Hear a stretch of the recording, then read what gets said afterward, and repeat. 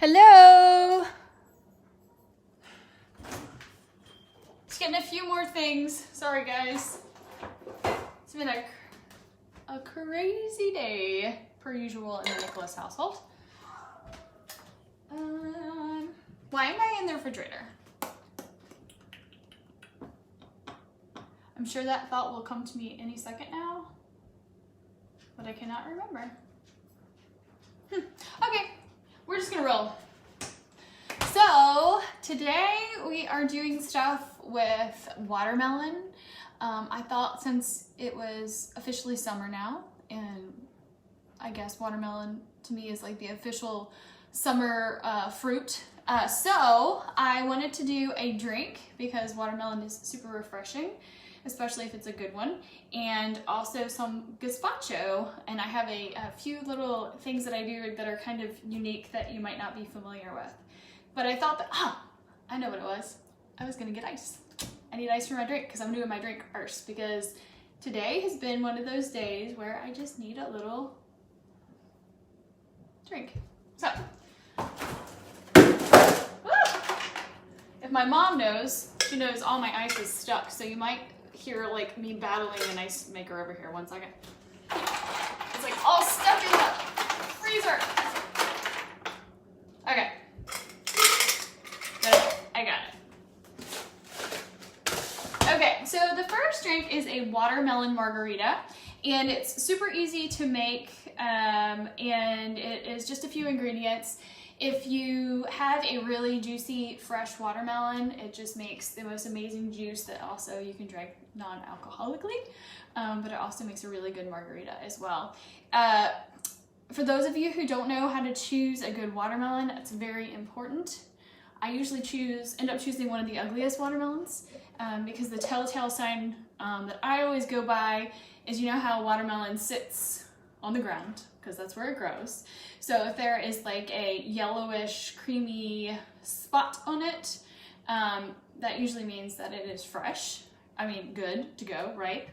And then also if you tap it a little bit, it sounds kind of hollow. That means it's full of juice as well. So don't know. These are okay. They're pretty good. They're pretty sweet. It didn't look too great in the store, but it tastes pretty good. Maybe I just needed a hot second to get ready. All right, so I'm gonna start with the drink. It's watermelon juice, and watermelon juice is super easy to make, especially if you have a really juicy watermelon, because duh, obviously there's a lot of juice. And I like just to add, sometimes I add mint, which is really good. And I definitely always add lime juice. So watermelon and lime, and you can strain it. If you don't like the chunks in it or the puree kind of texture, or you can just drink it like that. It makes a really good smoothie as well. So basically everything is gonna go in. I add the watermelon juice that I've already made, 3 ounces. I'm not sure if I posted this recipe, but I definitely will. Tequila Blanco is what I prefer, 1.5 ounces. And then because I had it in the refrigerator, and you guys might have some left over because we made a lot of it. What was that? That's been like months ago now that we did the simple syrups. Seems like a lifetime ago. Adding a little simple syrup that has some jalapeno in it because I like the little spice, so just a dash. Super delicious. And it kind of helps if your watermelon isn't so sweet and juicy. That kind of helps it out too. Some lime juice, fresh lime. Apparently I need to sharpen my knives. About 3/4 of an ounce of lime juice. I love the smell of lime juice. And that is it. I promise this time not to send the cocktail shaker flying, and my kids are well entertained, so hopefully, actually that was pretty funny, but I don't want that to happen again. So anyway, shake it up with your ice, mix it all together. And then I have salted, that's the salted part, in my margarita glass. Salted rim for my watermelon margarita. I'm like extra cautious that it's gonna go flying. And it makes a beautiful pink color. Can you guys all see that?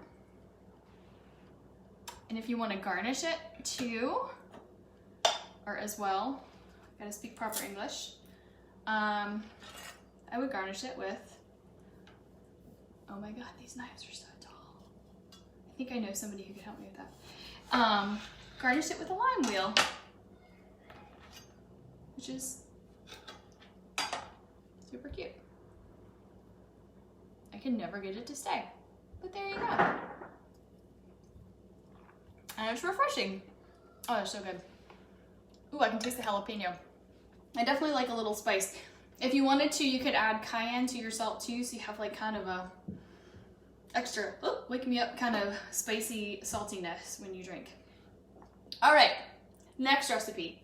Might be even easier than this recipe. The hard part about the gazpacho is chopping your vegetables. Let me set this stuff over here. I don't even see who was joining me. Sorry, I have to look down. Trez is here. But will she make the cocktail shaker? Oh, I told you. See, Trez knows me too well. She's actually surprised I didn't make the cocktail shaker fly across the room. Anyway, so I love gazpacho, and I'm sure all of you have had at least the tomato-based version of gazpacho, but this time of year, well, maybe not yet. I actually tried to pick some tomatoes out of my garden, and I have one tiny little cherry tomato, so my tomatoes not so good yet, but they still have time. So when you have the really, really nice, like fresh garden vegetables, this recipe is divine. So again, it's really fresh, and you do all of it in your blender. So the first thing I have, well actually no, the first thing I'm gonna do is I already set aside some of the vegetables. So I have some of the green onions, scallions, the pepper, the cucumbers, and the tomato. So I'm just setting those aside, probably add a few more. And the reason why I said dice, you don't really need to dice all your vegetables to put into the blender because they're gonna get pulverized anyway. But, and you can do this differently.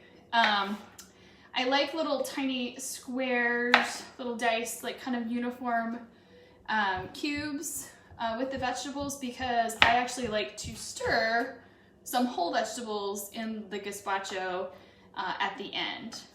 Again, you don't have to do that part, but I kind of like a little more weight to my gazpacho. And you can also top them with it when you serve it as well. So you don't have to dice all of them. If you just want to roughly chop some and throw it in the blender, that is fine. One of the things I did do to my red bell pepper, which is again optional, it's just another little trick that I love. I told you I had a lot of tricks today. I'm standing in the dog bowl. Sorry. I was like, why is my foot wet? That's really disgusting. Okay, focus again. With my red bell pepper, I like to char it on the grill, and that is an additional step, but it makes the kind of like a smoky, sweet gazpacho, which is awesome. So I love that. All right, so get your blender. Can't even see my blender. Guess it really doesn't matter if you can see my blender. And I have 4 cups of watermelon. And guys, this is like not a recipe that you have to worry about exact everything, because you're gonna taste it and maybe you'll add a little more watermelon, maybe you'll add more tomato, maybe you'll add more cucumber, more basil. But there is 4 cups of watermelon.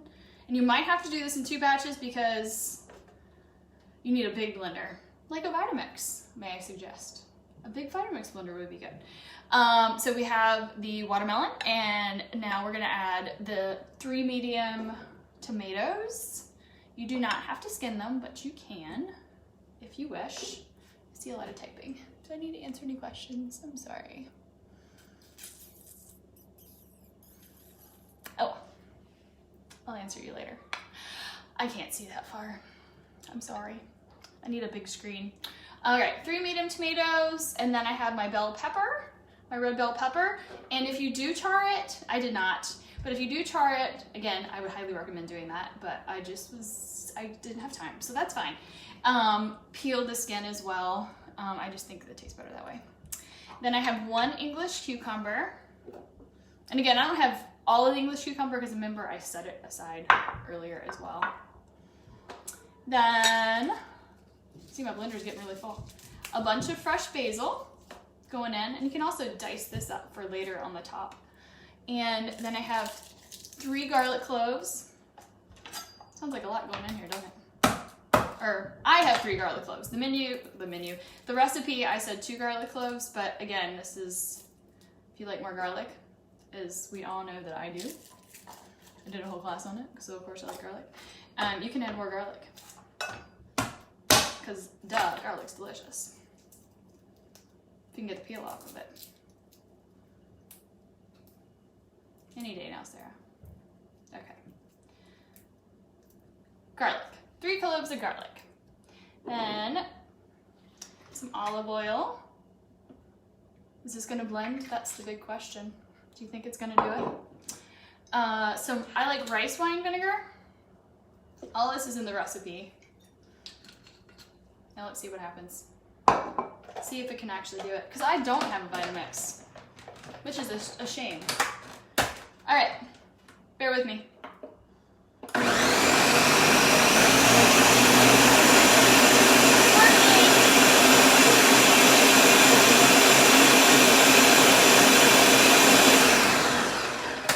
All right, now you're gonna wanna taste it because I'm sure that you're gonna wanna add some salt. Sorry, I'm grabbing a spoon.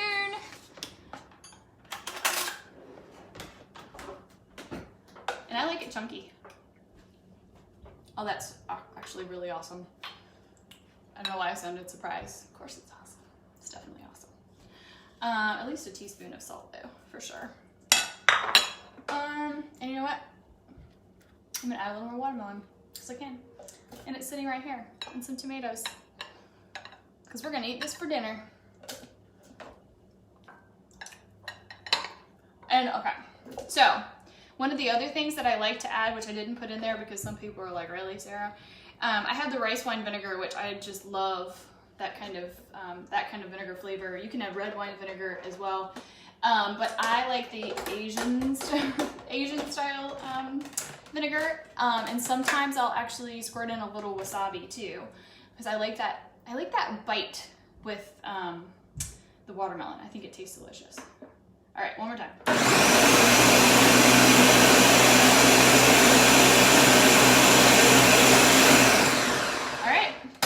That is it. There you go. Do I have a bowl? 1 second. You are gonna pour it into a bowl that you can put in the refrigerator. Look how pretty, and oh my gosh, it's such a pretty color, isn't it? Okay. And I like to, those vegetables that I reserved, put them in there and stir it up. I don't know if you can see it. And of course, if I do this, I'm gonna drop it. Nope, I didn't say that out loud. I'm not gonna drop it. Looks pretty, right? So I'm gonna leave that chilling for 3 hours up to overnight. And it just kind of, helps the, the chefs say, marry the ingredients together, but it really does. It's definitely worth leaving it sit. But honestly, if you can't help yourself, which self-control in me sometimes works. But you can eat it right away as well.